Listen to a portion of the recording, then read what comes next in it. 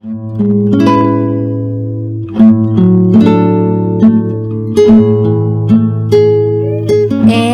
now, it's time for DJ Rocky's Secret Files.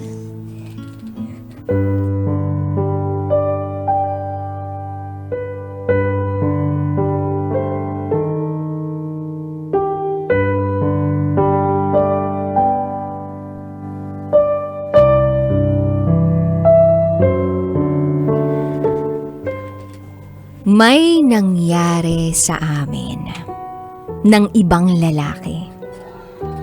Pero hiwalay na kami ng live-in partner ko.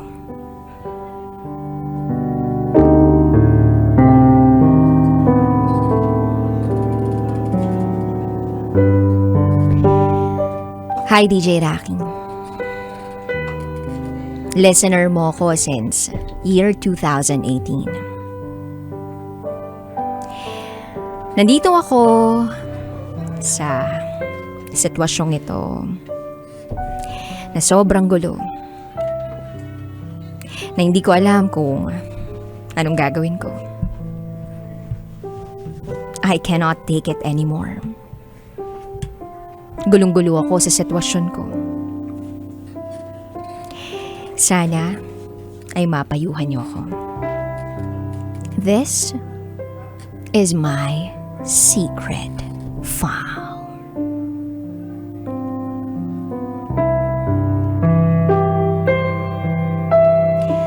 Itago mo ko sa pangalang Joy. 25 years old. Meron akong live-in partner na itago natin sa pangalang Roy. Magsi-6 years na kami sa December.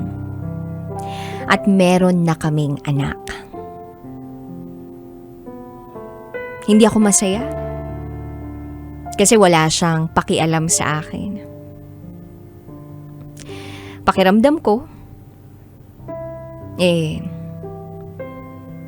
ibang-iba na ang pagtrato niya sa akin.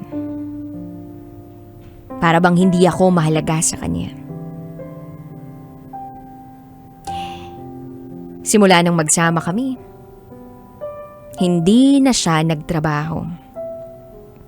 Puro lang siya laro. At umaasa sa kanyang magulang. Ako bilang babae, ang kumayod. Nakahanap ng trabaho. At nagpatuloy sa buhay. Kaya lang dahil sa pagtatrabaho kong yun, palagi kaming nag-aaway. Ang dahilan niya, ayaw niya akong pagtrabahuhin.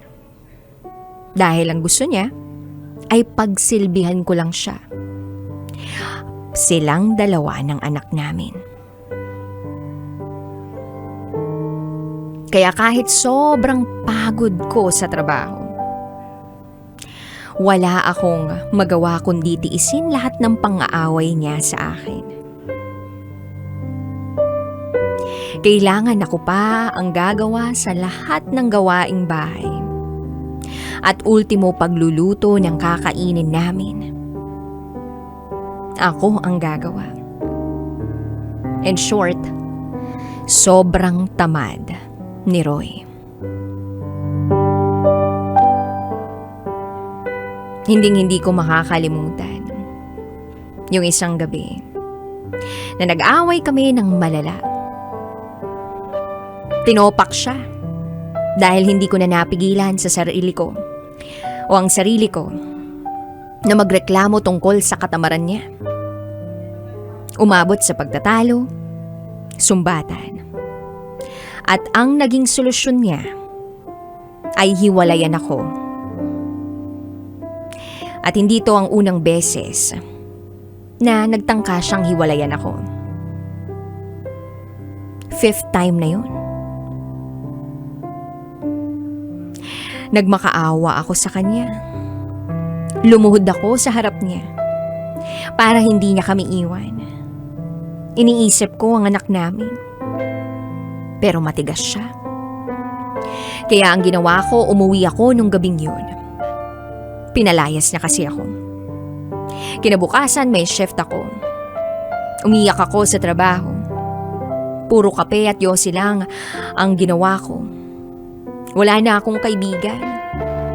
Dahil lahat ng mga kaibigan ko lumayo na sa akin. Kasi nga, yung mga kaibigan ko na totoong nagmamahal sa akin, sinabihan na ako ng naiwalayan ko na. Pero ito pa rin ako. Tanga. At dahil nga tanga ako, gumawa ako ng dummy account para magmakaawa pa rin kay Roy. Ipinagsiksikan ko pa rin ang sarili ko kahit in-unfriend niya na ako. Binlock. At kung ano-ano pa. At nung naramdaman kong ayaw na talaga niya, nag-decide ako na mag-move on. Kahit masakit. Kumausap ako ng maraming lalaki para maramdaman ko lang ang comfort. Dahil pakiramdam ko nga, that time mag-isa lang ako. Depressed ako. In-unblock ko yung matagal ko ng crush. Kinausap ko uli siya. At unti-unti, nagkaroon kami ng ugnayan. Nasundan na nasundan yung bonding namin. Inom dito, inom doon. Hanggang sa isang araw, naganap ang inuman namin sa isang hotel. Ang gusto ko lang naman that time ay makasama ko siya at makausap. Pero may nangyari sa amin. Ayoko nang idetalye lahat ng nangyari. But that time, alam ko na inuusig ako ng konsensya ko.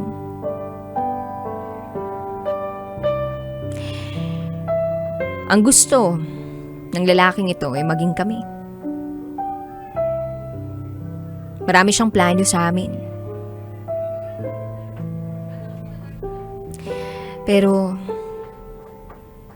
ang naiisip ko that time, namimiss ko lang ang asawa ko. Pero sinubukan ko pa rin na tanggalin sa utak ko si Roy.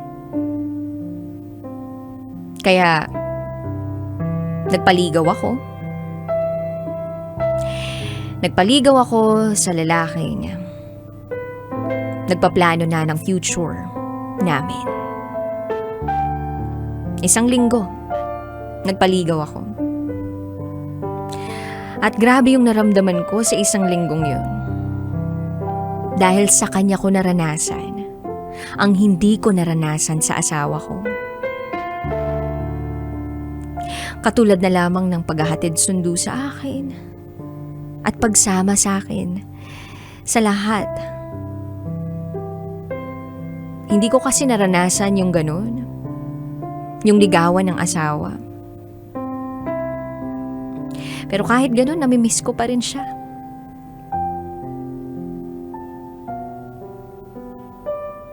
So one day,